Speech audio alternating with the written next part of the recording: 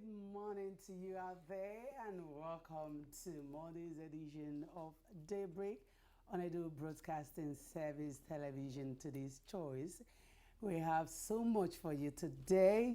We just want you to relax and have enjoy yourself, be entertained, and be educated. Today we are going to dwell on a salient issue making the waves around the country, talking about the new cash limit withdrawal policy by the CBN. And we have a guest in the house who do justice to that. I am your uncle, Joy Musa Agedo. I'm not alone. I have Mr. Kayode Aloyede with me also to make the show worthy of your viewing pleasure. Mr. Kayode, can you just say hello to your viewers? Yes.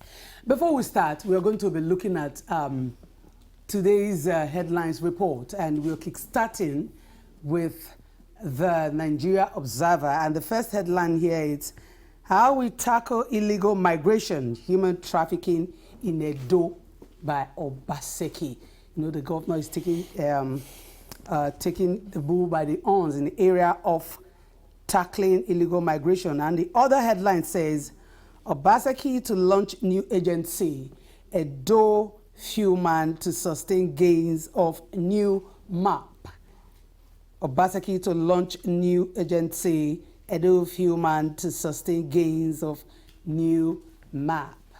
And we also have another screaming headline here. It says Obaseki's prudent management of resources lifts Edo out of top 10 most indebted states in Nigeria. Rivers, Lagos, Ogun, top list. Obaseki's prudent management of resources lifts Edo out of top 10 most indebted states in Nigeria. Rivers, Lagos, Ogun, top list. That is coming from the Nigeria Observer. If you want the full report, please get a copy and have the full gist there. And of course, we have these stories making waves too from the Punch newspapers this morning. And the first headline here says, withdrawal limits. We cripple campaign funding, says parties. Withdrawal limits, we cripple campaign funding, says political parties. Then, of course, we have another headline here, making news, which says, I can't understand Boko Haram's phenomenon, says Atiku. Then we have another scripted headlines here, which says, Tinubu meets Muslim leaders, promises to diversify economy. All of these in the Punch newspapers today, and we also have another headline coming up here saying, Tambuwa meets autumn as PDP woos aggrieved governors. That's so much we have in the Punch newspapers for this morning, but if you want to get further details, you can go pick a copy of these papers and be able to get the details in the mainstream of the papers. Joy. Yeah, coming from The Guardian this beautiful Monday morning is this headline, 2 killed, many injured in Ondo communal clash. 2 killed, many injured in Ondo communal clash. They will have this screaming headline that can pique your interest anytime, any day. It says, it's coming from Lagos. Man allegedly orders house help to unleash dogs on wife. Man allegedly orders house help to unleash dogs on wife. Mr. Kayode, can you reconcile that? Well, I would do that. That sounds kind of strange, you know. It's strange. It's unbelievable, but it's happening in our society. And we have this other headline from the Vanguard.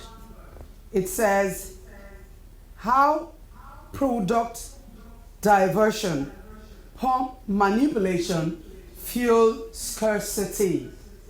We're talking about petrol from today's Guardian. He's telling us the reason why we're having problem of fuel scarcity. One of the major issues it has picked from here is that product diversion and pump manipulation is one of the major reasons why we have fuel scarcity. Kayode, give us the latest from The Daily Very Post false. this morning. The Daily Post this morning has it as a headline, major headline, saying that Obasanjo, Adibanjo, Peter Obi visits Ohanaeze Ndigbo in his headquarters. Then, of course, we have a soft story here, also from the Post, Nigerian newspaper, sentence you need to know this Monday. And also, we have another headline here which says, ASU strike, my government will clear all bank lodge in universities and we paid all the money directly, says Atiku, that's the PDP presidential candidate. Then, of course, we have another headline here making issue, says, NCPC gives ultimatum to Bishop Mamza, demands receipts, invoices of monies that will be paid by Adamawa state government. We have another headline here which says, Kaduna residents skip meats as price of foodstuffs skyrockets. Joy. Yeah, thank you, Kayode. That is all we can really take from today's paper review. Quickly, we want to look at a major source of concern to everyone in Edo State.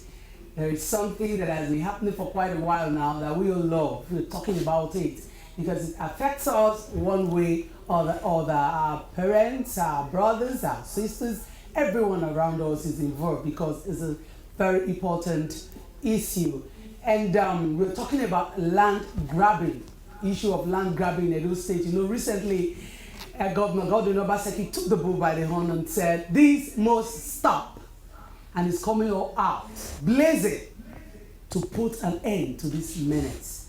And we have a legal practitioner in our midst, Tim Bejume Esquire, to give an insight into this topic. Sir, you're welcome to the program, Daybreak. Thank you very much. Good morning. Yeah, sir, Edo State government is determined to stem the tide. Land grabbing. You've had people who use the savings of their lifetime as workers, pensioners to buy lands, and at the end of retiring to enjoy their quiet lifestyle till God calls them anytime they are ready to go. You see somebody coming to say, no, this land isn't yours. The shock alone is enough to kill. So how can the arm of the law begin to tackle this menace in terms of prison terms, or is it just paying fine and you go scot-free? What could be done to tackle this menace? Yeah, thank you very much. Let me tell you, some issue of land grabbing it's not peculiar to Edo State alone. It's a general phenomenon. Go to Abuja, go to Lagos, you hear Monile, every other state in Nigeria, you know, land is relatively scarce. That's why you see people grabbing land here and there. But let's come back home. Since the inception of the current administration, Obaseki, yes, he has come with some hard knock on land grabbers. Yes, we must commend the governor for that. You see, these community leaders, they call them youth leaders, community leaders, or whatever they call them, in the respect of let's use those South Senatorial District as example here. You remember when our Reverend Monarch was coronated, the first thing he did was to make sure he tackled land grabbers. So he eliminated a lot of fee payable to communities and all that. That was what the monarch did, and everybody followed suit. Also, when Obaseki came to power, yes, he also followed suit. He dealt with this land grab. There are a lot of laws, like you said, whether it's only issue of fund. No, there are a lot of laws, plethora of laws, like the recent law in 2017 that was enacted by Edo State House of Assembly. All these things, they carried both the penalty fund, both prison term and fine. So you see, issue of land grabbing, it started, let's say, even before 1979, 1978, before the Land Use Act. You see, the lands are actually vested in the people. The people own the land. Like for instance, in Edo State, in Benin, the Oba is the owner of the land, and he holds this land in trust for the people. That is why you see documents that if you want to acquire land in Benin City in particular, the Oba must give you an approval then. There's this, I say, Oba approval, which has metamorphosed into community approval now. But before 1970, not that there were no land grabbing before 1978, before the Land Use Act. Yes, of course. But it was a minimal issues, because at that material time when Oba was in charge of, I'm using Edo South Senatorial District now for example, he was in charge of the entire lands in Edo South. Before you to acquire land, you must have an Oba approval. Once you have that Oba approval, that authenticates your ownership.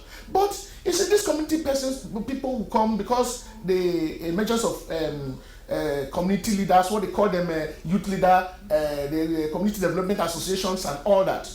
They came, they altered the existing principle, but they start issuing what they call a community approval, which is not bad anyway. But you discover that one person will sell one land to 3, 4, 5 persons. That is where the issue of land grabbing come into existence. How can you sell just a plot of land to Mr. A, that same plot of land to Mr. B, that same plot of to Mr. C, and you say they will come and say no, hey boy, when they come, you know, you did not give on time, no, this and that, they will relocate you. That is trend. That is fraud. For you to have even sold a particular land to 3 prospective buyers, that is fraud. That is offense. Apart from the laws of Edo State that prohibit land grabbing, even in our criminal codes, that is fraud. When you defraud someone, you know this land you've sold it before, and you are still selling the same land to another person. It's fraud. You're going for it. That it's not just by paying fine. They are presented because you see, these land grabbers have so developed one technique or the other. When you come, they say no problem. We'll relocate you from this place to another. See, thank God for the governor now. He has made Edo GIX for you to acquire your CFO. Although acquisition of CFO does not actually give you title to land. Let this face reality, because if I'm the first to buy a land and you are the second to buy, and I have my equatorial ownership in that land, because you own, you have money and you came, you buy, you are the second buyer and you rush to Edo GIS to acquire CFO, does not mean that you are the owner of the land. So these are things people should watch out, because the court will not grant you, because you have CFO, you are the legal owner of the land, whereas me who have equitable owner, because I bought first, my title is not in dispute because of the activity of land grabber. Mr. B is also buying land, the same land that I bought earlier, because he's fast enough to get CFO. Does not make Mr. B the owner of the land. What makes Mr. B the owner of the land? No. I still know what I'm trying to say. Look at my analysis. Yes. I bought a land. Yes. I have my root of title, no dispute to the root of my title. Yes. I have the land, but I have not taken step to get a CFO over the land. If somebody comes, then somebody else bought that same land. Yes, and has CFO. And went ahead to acquire CFO. Yes. The second buyer, the court will not say because you have CFO that the second buyer is the owner of the land. No. Okay, you that bought it first, but you've not gotten your CFO. As at that time, the argument came in. What can you present? What do you have that will guarantee you having the law on your side that you are the owner of the land? Yes. Being the first buyer. Look at it. There is equatorial ownership of land. There is the legal owner of land. For instance, you see, let us not go into history, the coming of equity in court in England.